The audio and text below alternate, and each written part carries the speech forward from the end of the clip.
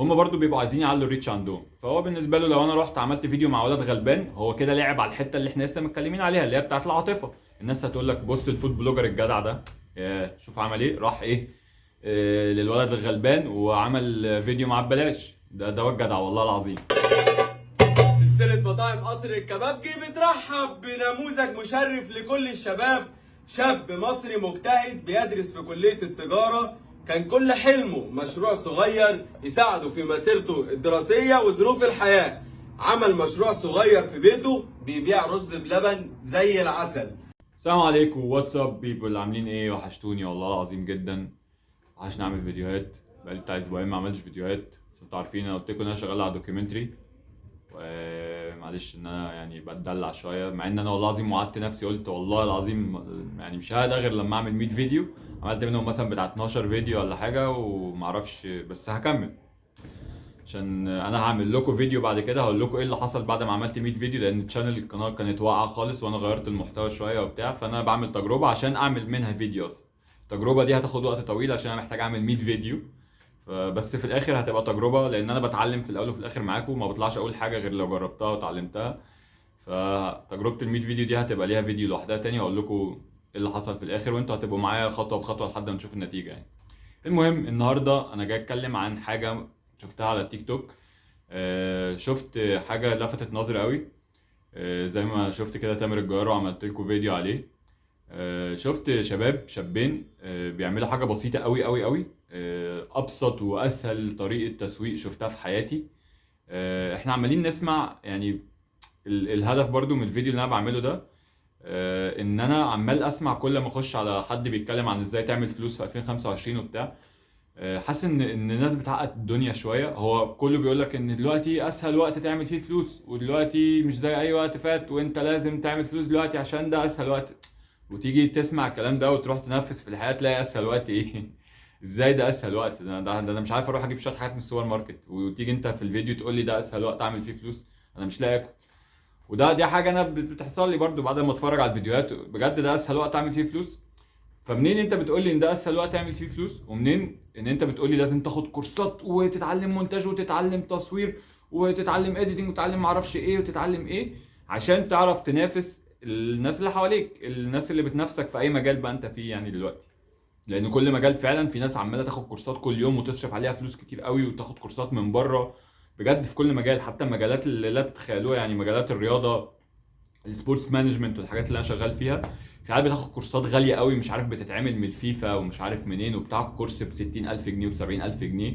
فانت عايز تعمل كده يعني لازم تاخد كورسات عشان تعرف تنافس الناس دي وتعرف تشتغل. فمنين بقى كل شويه حد يقول لي ان ده اسهل وقت تعمل فيه فلوس، وانا محتاج اصلا يبقى معايا فلوس عشان اعرف اعمل فلوس، عشان اعرف اخد الكورسات دي وابقى قد المنافسه اللي انتوا بتتكلموا عليها. فما تطلعوش كل شويه تقولوا لي. والله العظيم انا الفيديو دوت انا يعني طالع افرغ الطاقه اللي عندي عشان انا متضايق ان كل لما تخش على فيديو يعني محتوى بتاع الناس كلها اللي بتقول لك ازاي تعمل فلوس دلوقتي، او ازاي تنجح في اي مجال عامه، او ازاي تتعلم حاجات جديده او كده، هتلاقي ان المحتوى كله بيقول لك ان يعني ماشي هيعلمك شويه حاجات، يقول لك انت كسلان وانت مش عارف ايه وانت محتاج تظبط وقتك وتظبط حياتك وبتاع. جميل، كلنا نقدر نعمل دوت ان شاء الله بشويه اراده وبتاع زي الفل. بس في الاخر هيرجع لنفس البوينت تاني، ان هو هيقول لك انت محتاج تتعلم شويه حاجات، الحاجات دي غاليه.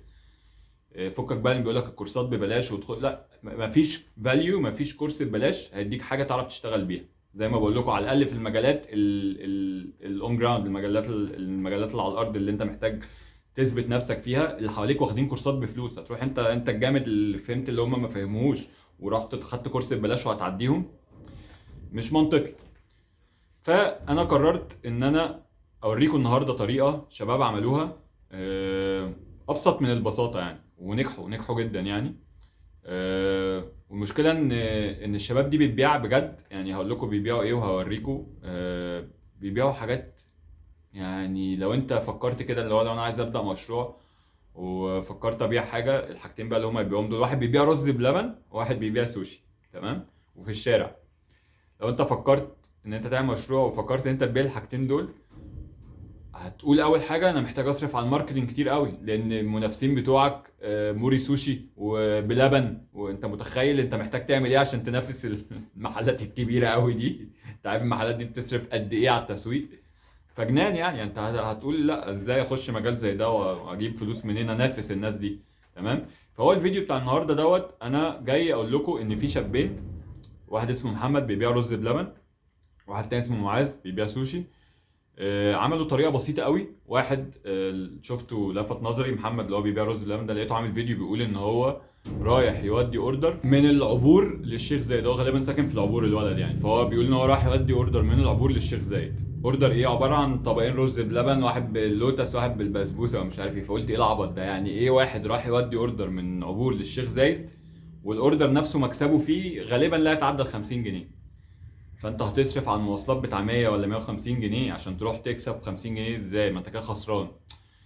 فالفضول خدني زي ما خدني عند تامر الجيار كده، وجبت قرار الموضوع. قلت اخش ابص اشوف ايه ده، افهم يعني. لقيت ان الولد معرفش هو قاصد الاستراتيجي دي والولد ذكي قوي كده فعلا، ولا هي يعني توفيق ربنا. الولد شكله غلبان جدا يعني، ف وارد جدا يكون مجرد توفيق من ربنا يعني، مش اكتر. الولد عمل ايه بقى؟ عمل شويه فيديوهات بسيطه من غير اي مونتاج، من غير اي حاجه. هو بيصور زي ما بقول لك، اول فيديو شفته له هو بيصور نفسه في الشارع وبيقول كده وبتاع.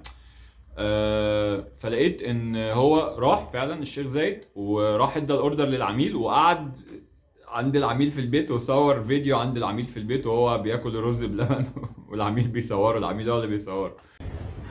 وصلت الطلب يا جماعة الشيخ زايد، وحاليا أنا باكل الطلب مع العميل نفسه. وبيقول يا جماعه انا وصلت اهو بدي الاوردر بتاعي. الناس تفاعلت جدا مع الموضوع، لان برضو خلي بالك اي حد دارس ماركتنج او اي حد دارس سوشيال ميديا يعني. انا درست في الكليه شويه، انا متخرج من اعلام، وبعد كده اتعمقت برضو في الموضوع شويه. هو في حاجتين مهمين قوي لو عرفت تعملهم انت كده كده يعني هتوصل الريتش هيبقى عالي عندك. لو عرفت تثير الجدل، لو عرفت تتكلم في موضوع بيثير الجدل عليه رأي ورأي آخر، يعني الناس بتختلف عليه.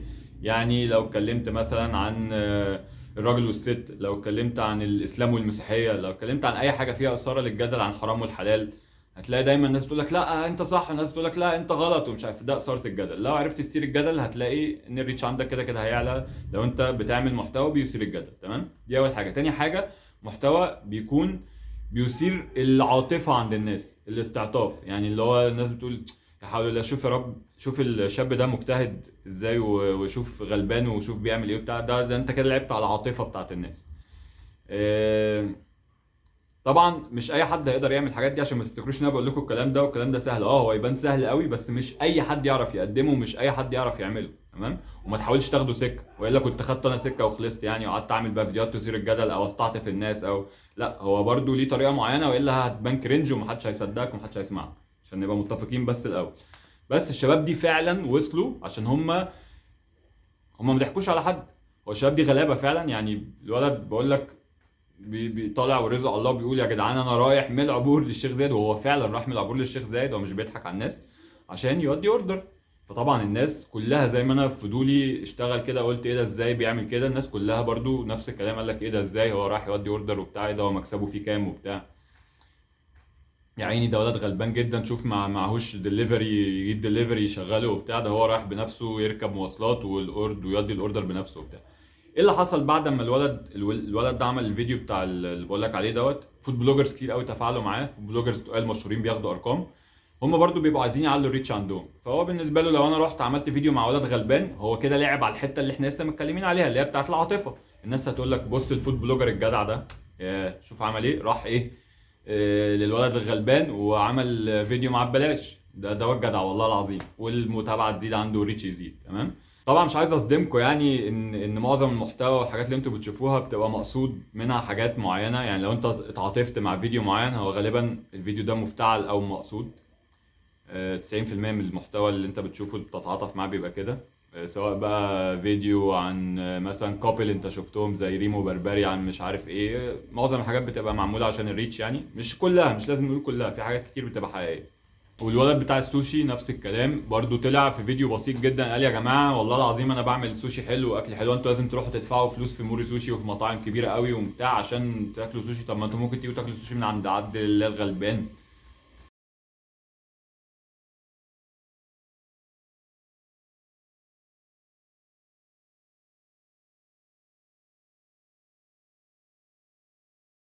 فانت طبعا هتشوف الفيديو تقول طب ما نفع الواد الغلبان ده، والواد ايه واقف في الشارع في مصر الجديده، عامل مركب سوشي اللي هي بتاع مركبه كده بيحط فيها السوشي يعني.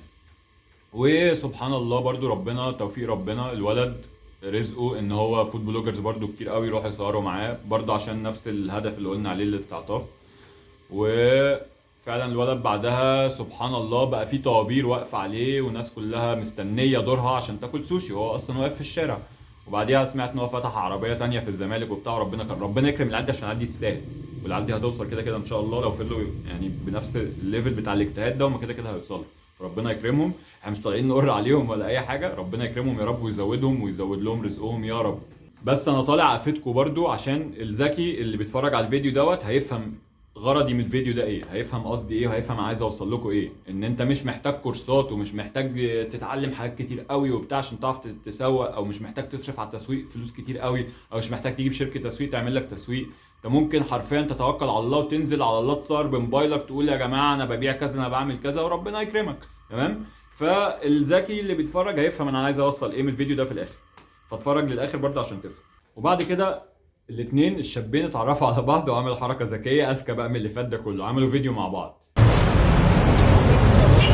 حلو جميل حلو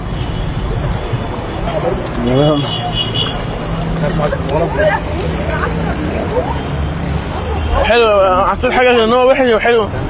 يلا بسم الله. الولد بتاع الرز بلبن راح للولد بتاع السوشي في المكان بتاعه وعملوا فيديو لذيذ كده مع بعض الاتنين، وده راح داق الاكل بتاع ده وده راح داق الاكل بتاع ده، هوب الريتش عند الاتنين ما شاء الله عالي، والفيديو ده جاب فيوز كتير. وبرده ستيل زي ما بقول لك دي ابسط طريقه ممكن تعملها، هم ما عملوش اي حاجه، هو الفيديو ما فيهوش اي مجهود ما فيهوش اي مونتاج، هو بس مجرد حاجه بتصير العاطفه عند الناس.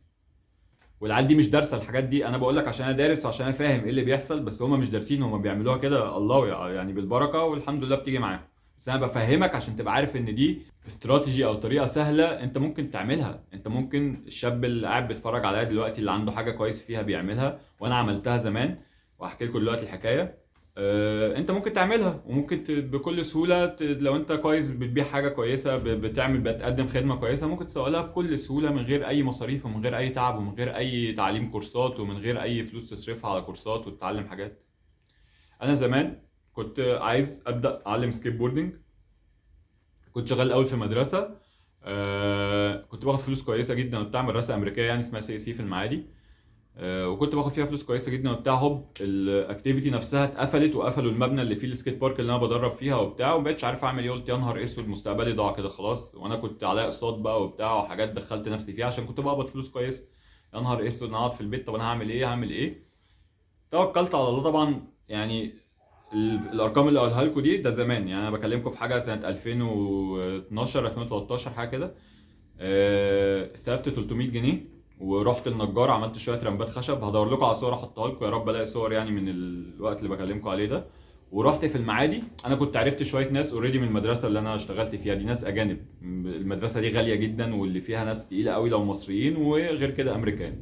فانا كنت عرفت شويه ناس، الناس الحمد لله بيحبوني وبتاع، فجابوا لي ولادهم في الشارع. انا حطيت الرمبات الخشب دي في الشارع، في شارع فاضي كده في المعادي، وقلت لهم يا جماعه والله انا سبت المدرسه واتقفلت معلش الحمد لله انا في الشارع، عايزين تيجوا تدربوا ولادكم عندي تعالوا. جالي واحد في التاني في التالت، بقت من الناس اللي معديه الاجانب بتسال ايه ده هو انت بتدرب فعلا في الشارع؟ اه بدرب في الشارع. طب ما احنا هنجيب لك ولادنا، هات ولادكم. هوب الموضوع كبر الحمد لله، بقيت اجيب معايا مساعد، هوب الدنيا مشيت شويه لدرجه ان بقوا الاجانب بييجوا يسيبوا لي اطفالهم ويمشوا، والله العظيم بييجوا يسيبوا لي، وده كان لحد قريب يعني كنت بعمل الحاجات دي لحد من سنه مثلا ولا اقل. كانوا بييجوا يسيبوا لي عيالهم في الشارع، انا بقى ولا عندي مكان ولا عندي اي حاجه، انا انا شغال، انا عينت نفسي عندكم في الشارع فاهم. فالناس كانت بتجيبني عيالها في الشارع وتسيبهم وتمشي، وبيخلصوا ييجوا يحاسبوني، باخد الفيز بتاعتي اللي انا باخدها اقل حاجه ممكنه يعني على الطفل، والحمد لله ربنا بيبارك في الاعداد يعني. وانا ساعتها ما صرفتش اي حاجه غير ال 300 جنيه اللي استلفتهم عملت بيهم رمبات. بعد كده طبعا لما جالي فلوس كبرت شويه عملت رمبات اكتر، والحمد لله ربنا وفقني في شباب عندهم مكان بيعلموا فيه موتوسيكلات وبتاع، وانا بالتالي كنت حكيت الحكايه دي قبل كده، ورحت شلت عندهم الرمبات الخشب اللي انا عاملها دي، وبقيت اطلعها في وقت السيشن، بقيت بروح مرتين في الاسبوع المعادي، اطلع الرمبات الخشب احطها في وقت السيشن اللي هي بتبقى ساعه او ساعه ونص، واخلص وادخلها عند الشباب صحابي دول وامشي، ما بدفعش ايجار ولا بدفع اي حاجه، الفلوس كلها جايه لي انا في جيبي يعني. والحمد لله ربنا وفق وعملت فلوس كويسه ساعتها من الموضوع دوت يعني وبتاع. ما كانش لسه في السكيت بارك اللي انا فيها دلوقتي، ولا في المكان اللي انا شغال فيه دلوقتي والكلام ده خالص. ما كانش لسه الاكاديمي بتاعتي اصلا خدت سمعه وبقيت اروح مدارس بقى، وبقيت هو انا كنت ساعتها طالع من المدرسه بقول يا نهار اسود انا مستقبلي ضاع هعمل ايه.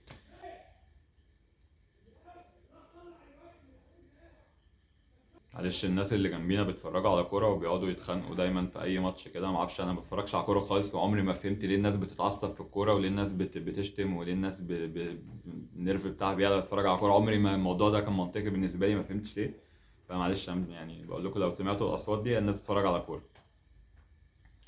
فالمهم ان انت بجد لو انت عايز تبدا دلوقتي والله العظيم انت محتاج كورسات، والله العظيم فكك ما تسمعش كلام الناس اللي عماله تقول لك انت لازم تاخد الكورس الفلاني واقعد. هو ممكن يكون عايز يبيع لك كورس، مش كله يعني، في ناس فعلا بتبقى عايزه تبيع لك كورسات، وفي ناس تانية بتبقى بتحاول تشرح لك الموضوع، بس هو سمع الموضوع في فيديو تاني او سمع الموضوع من ناس اجانب، فهو جاي يقول لك نفس اللي سمعه بالظبط، ان انت لازم تاخد الكورس الفلاني ولازم تعمل الحاجه الفلانيه عشان توصل او عشان تنجح. والله العظيم والله العظيم بركه ربنا اهم من اي كورسات.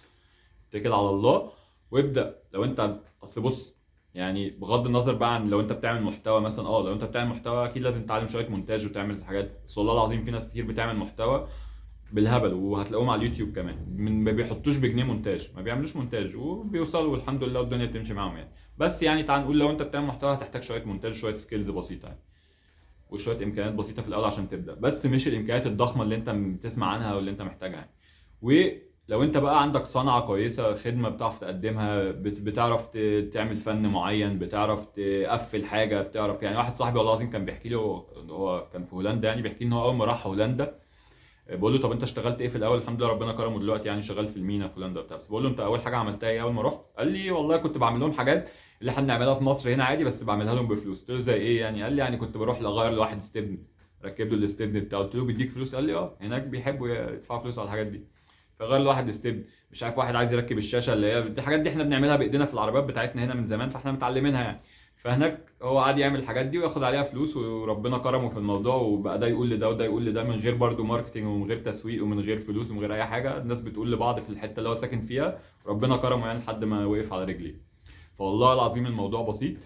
اسعى وربنا معاك، ويعني خليك واثق في ربنا، اعمل الحاجه اللي انت بتعرف تعملها، ما تهتمش بان انت تصرف فلوس قوي على التسويق، ما تهتمش ان انت تتعلم حاجات كتير او تدفع فلوس في كورسات كتير. والله العظيم والله انت ما محتاج حاجه، اتكل على الله وقوم دلوقتي بعد الفيديو دوت شوف الحاجه اللي انت كويس فيها وبتعرف تعملها، واطلع يا عم اعمل اكونت تيك توك او انستجرام، واطلع قول يا جماعه والله انا بعرف اعمل الحاجه الفلانيه وبتاع. ولما ربنا يكرمك يا سيدي عايز تصرف على التسويق بعد كده بقى اصرف واعمل اللي انت عايزه طبعا يعني، وهات حد عينه كمان يمسك لك الصفحه وكل الكلام ده. بس في الاول اتكل على الله وابدا. انت مش محتاج كورسات ومش محتاج بدايه ضخمه ومش محتاج فلوس ومش محتاج تتعلم الحاجات الكتير دي قوي، لان انت لو قعدت تفكر في كده هيجيلك احباط، والله العظيم ما هتبدا، والله ما هتبدا. تمام؟ وانت عارف انت ما بتبداش ليه، انت عارف انت ما بتبداش عشان اللي بتسمعه يحبط. لما يقول لك لازم تتعلم ده وتتعلم ده، يا نهار اسود انا معيش فلوس اولا، ثانيا هكسل اقعد اتعلم كل ده، طب مش هبدا خلاص. بس هو ده اللي انا كنت عايز اقوله لكم من الفيديو ده. اتفرجوا على الشباب دول، محمد ومعاذ اللي بيعملوا الرز بلبن والسوشي، وخدوهم مثل واسعوا، وان شاء الله ربنا معاكم وان شاء الله هتوصلوا اللي انتوا عايزينه. 2025 ممكن تكون اسهل وقت تعمل فيه فلوس، عشان زي ما بقول لكم هو محدش بقى بيقول لكم الجزء ده ان هي ممكن تكون اسهل وقت تعمل فيه فلوس، بس عشان ايه؟ عشان في ريتش ممكن توصل له عالي جدا بابسط الامكانيات. تمام؟ ده السبب اللي يخلي ده الوقت السهل اللي تعمل فيه فلوس، انما غير كده لا، ده اصعب وقت في الدنيا. اهلنا والناس اللي قبلينا عملوا فلوس اكتر مننا بكتير بذكاء اقل، بامكانيات اقل، بساعات شغل اقل. فلا ده اصعب وقت تعمل فيه فلوس، بس اسهل وقت توصل فيه للناس. بس كده. كل سنه وانتم طيبين، اشوفكم الفيديو الجاي. باي باي.